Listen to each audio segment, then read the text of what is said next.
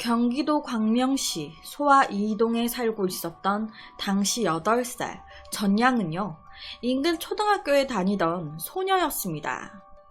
1학년이었던 이 전양은 또래들과 마찬가지로 천진난만하고 활달한 성격의 아이였어요. 그렇게 지난 2003년 3월 30일 일요일 오후에 이 전양은 엄마한테 "엄마, 저 놀이터 가서 좀 놀다 올게요" 라고 하면서 집을 나섰습니다. 이때 이 놀이터는 집에서 약 50m 정도 떨어져서 있었는데, 이 전양은 원래 이 놀이터에서 친구들이랑 자주 놀곤 했었어요. 그렇게 오후 5시쯤 저녁밥을 먹으러 이 딸이 들어올 때가 됐는데 안 들어오는 거예요. 이에 걱정이 된 엄마는 놀이터로 전양을 찾으러 나갔습니다. 그런데 놀고 있는 줄 알았던 이 딸이 놀이터 어디에도 없는 거예요. 부모님은 놀이터 주변을 샅샅이 뒤졌지만 전양은 보이지 않았습니다. 이 어렸던 전양은요, 혼자서 멀리 이동하는 그런 아이가 아니었어요. 늘 놀던, 늘 가던 곳들만 가는 그런 아이였습니다. 이런 아이가 갑자기 사라지니 아빠, 엄마 너무 놀래잖아요. 친구 집에 놀러를 간 건가? 조금만 더 기다려보자. 하지만 밤이 깊었는데도 이 전양 돌아오지 않았습니다. 더 이상 기다릴 수 없다라고 판단한 이 부모님은요, 저녁 9시쯤 파출소에 실종 신고를 하셨어요.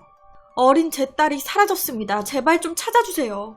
경찰은 제일 먼저 놀이터에서 전양을 본 목격자를 찾아 나서기 시작했습니다. 당시 이 놀이터는요, 주택가에 위치해 있었고 당일 여러 명의 아이들이 전양과 함께 놀고 있었어요. 전양을 마지막으로 목격했던 당시 64세의 한 김씨 아주머니는요, 이 아줌마는 이때 이제 전양을 보고 물어봤었대요. "아가, 집에 안 들어가고 여기서 뭐해?" 그랬더니 이 전양이 "집에는 조금 더 놀다가 들어갈 거예요" 라고 답을 했었다고 합니다. 경찰은요, 놀이터 주변에 있었던 아이들을 조사하고 탐문 수사를 한 결과 중요한 증언을 하나 확보하게 됩니다. 이 전양이요, 놀이터에서 놀다가 20대 후반 정도로 보이는 남자랑 같이 어디론가 갔다는 거예요. 이 말에 경찰은요, 직감적으로 이놈이 범인이고 전양 사건의 범죄에 연루가 됐구나. 그래서 경찰은요, 바로 집 주변과 인근 야산, 그리고 비닐하우스 등을 다 수색하고 다니기 시작했습니다. 하지만 별다른 성과는 없었어요. 그렇게 시간만 흘러 전양이 실종된 지 4일째가 되던 날, 경찰은 도무지 안 되겠으니까 이 사건을 공개 수사로 전환하고 이 전양의 사진이 담긴 전단지를 배포하기 시작했어요.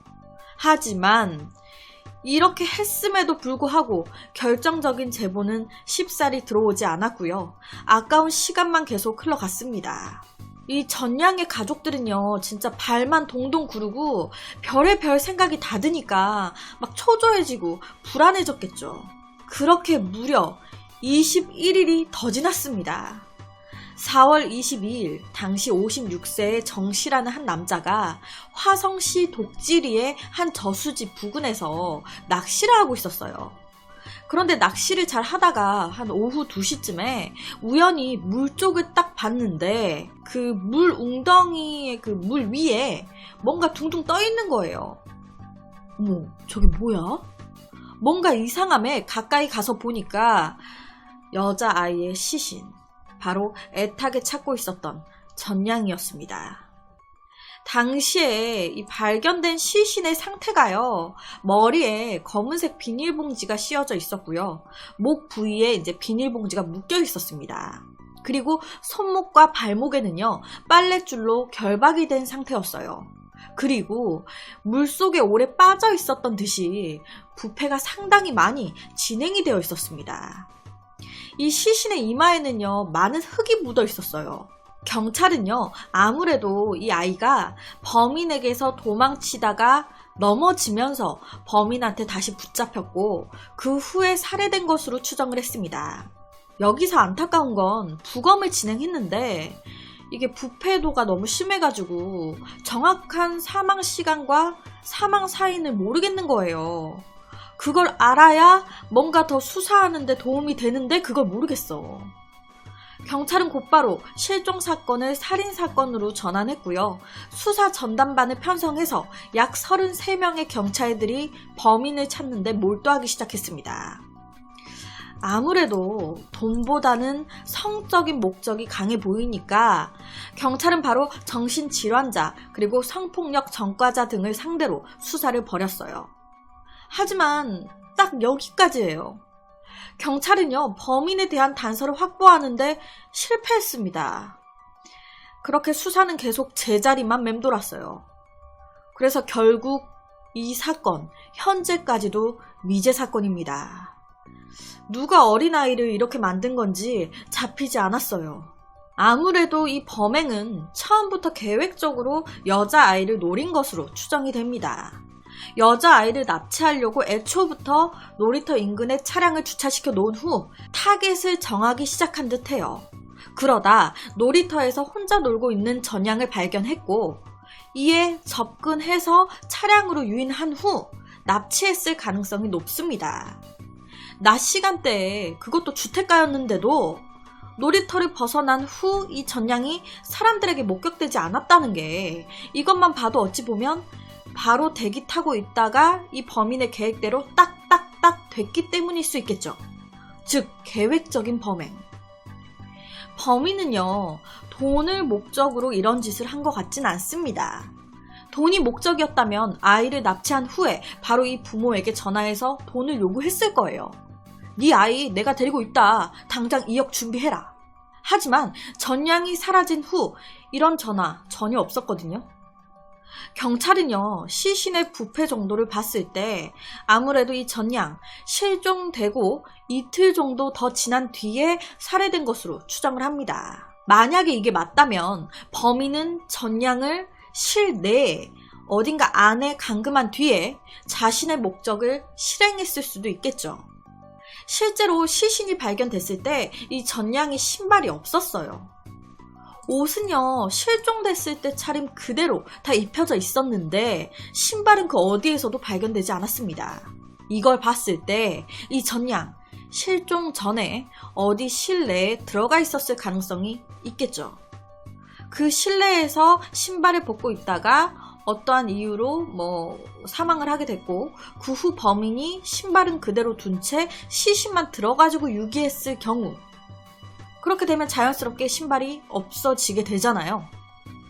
그리고 앞서 말씀드렸지만 이 전양의 몸에 묶여져 있었던 것도 빨랫줄이었어요. 이 점 또한 이 전양이 사망 전에 어딘가 안에 실내에 있었을 거라는 단서를 주고 있죠.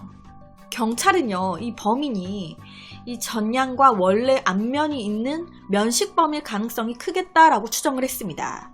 왜냐하면 이 아이가 아무런 저항도 없이 순순히 따라갔다라는 것 자체가 아이가 모르는 사람을 따라가는데 저항도 없었고 그 누구 하나 이상하게 생각하지 않았다는 게, 그리고 당시 시신 머리가 검은 비닐봉지에 이제 씌어져 있었어요.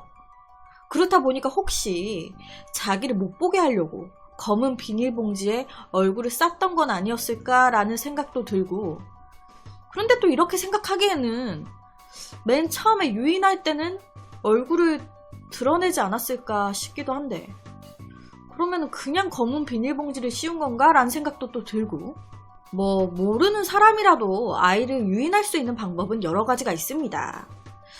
아저씨 길 좀 알려줄래? 혹은 아저씨가 맛있는 거 사줄까? 혹은 너희 아빠 친구인데 아빠가 너 데리고 와달라고 해서 아저씨가 왔어. 등등.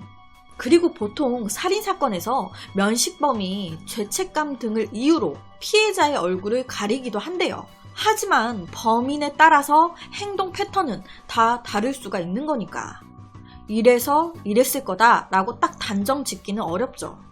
살인범은요, 시신 유기 장소로 머뭇거림 없이 가장 빠르게 이동을 했고요. 오랫동안 발견되지 않을 장소를 택했습니다. 그리고 당시에 아이를 납치한 곳도 주택가였어요. 이 범인 계획하에 자기가 잘 아는 곳을 범행 장소로 택했던 건 아니었을까? 실종 장소에서 시신이 발견된 곳은요, 46.7km, 그러니까 승용차로 약 54분 정도 떨어져 있었습니다. 그렇다면 이 범인이 이 54분 반경 안에 거주하는 인물은 아닐까라는 생각도 들어요.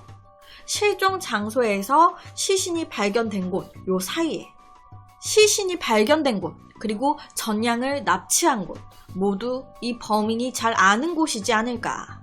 이 두 곳에 모두 연고가 있는 사람이 범인이 아닐까. 이 전량의 유괴 사건이 거의 1년 정도가 흘렀을 때 2004년 2월 16일경 전남 목포에서 초등학생을 납치한 혐의로 당시 40살의 김씨라는 남자가 체포가 됐습니다. 당시 경기도 안산에 거주하고 있었던 이 김씨는요, 전량의 사체가 발견된 달인 2003년 4월 미성년자 유인죄로 구속이 된 뒤에 같은 해 12월에 출소한 전력이 있는 남자였어요. 하지만 김씨는요, 출소 뒤 2개월도 채 되지 않은 2004년 2월 8일 목포시 오감동의 한 상가 앞에서 여자 초등학생을 납치한 혐의로 또다시 구속이 됐습니다. 그러니까 감옥을 갔다 와도 반성은커녕 계속 재범을 하고 있는 거예요. 경찰은요, 뭔가 좀 느낌이, 아니, 이 김씨, 어린 여자아이를 대상으로 한 동일 전과가 있네? 인상착의가 전양 사건 용의자의 몽타주와 흡사해. 아니, 이놈이 이거 전양 사건 범인 아니야? 하지만 김씨는요, 아우, 그 사건이랑 저는 관계없어요. 그거는 딴 놈이 한 짓이라고요. 저 아니에요. 억울하다라고 계속적으로 주장을 했고요. 추가 경찰 조사 결과 김씨와 전양 사건의 그 뚜렷한 혐의점이 나오지 않으면서 흐지부지 끝났어요. 전양의 유괴 살인 사건이 발생하고 18년이 다 되어가는 현재까지도 이 전양 사건은 여전히 미제 사건입니다. 아직까지도 구체적인 단서조차 발견되지 않았어요. 하지만 그간의 수사 내용을 토대로 보면 범인은 대략 20대에서 30대 초중반의 남자로 전양과 안면이 있을 가능성이 있고요. 광명 시내뿐만 아니라 화성시 일대의 지리에 밝고 성적 콤플렉스가 있을 것으로 추정이 됩니다. 소아 성범죄는요, 한 번에 딱 끊기가 힘들다고 하더라고요. 앞서 김씨 같은 경우도 감옥 갔다 와도 계속 재범을 하잖아요. 이런 범죄를 저질렀고 범인 입장에서는 이 범행이 성공을 한 거잖아요. 자기 범행이 성공했어 지금. 이런 상황에서 범인이 이런 짓을 멈췄을까요? 오히려 자기를 못 잡고 있는 경찰을 보면서 더 자신감이 생겨 추가 범행을 또 저지르지 않았을까요? 개인적인 생각은 몇 번의 아동 범죄를 더 저질러서 감옥에 있거나 혹은 감옥에 많이 들락거린 인물이 아닐까. 혹시 그 사람들에게 많이 알려진 범죄자들이 있잖아요. 뭐 연쇄살인마 유영철처럼 사람들한테 많이 알려진 그런 범죄자들이 추가적으로 저지른 짓인데 자기들의 범행이 더 밝혀지게 되면 죄값이 높아지니까 이 전양 사건에 대해서 어차피 경찰이 단서도 못 찾았으니까 그냥 조용히 있는 게 아닐까라는 생각도 들어요. 도대체 그날 이 어렸던 전양에게 무슨 일이 있었던 걸까요? 늦더라도 꼭 범인이 잡혀서 이 어린아이의 한이 조금이나마 풀렸으면 좋겠습니다. 그래서 오늘은 초등학생 미제 살인사건에 대한 이야기를 가지고 왔습니다.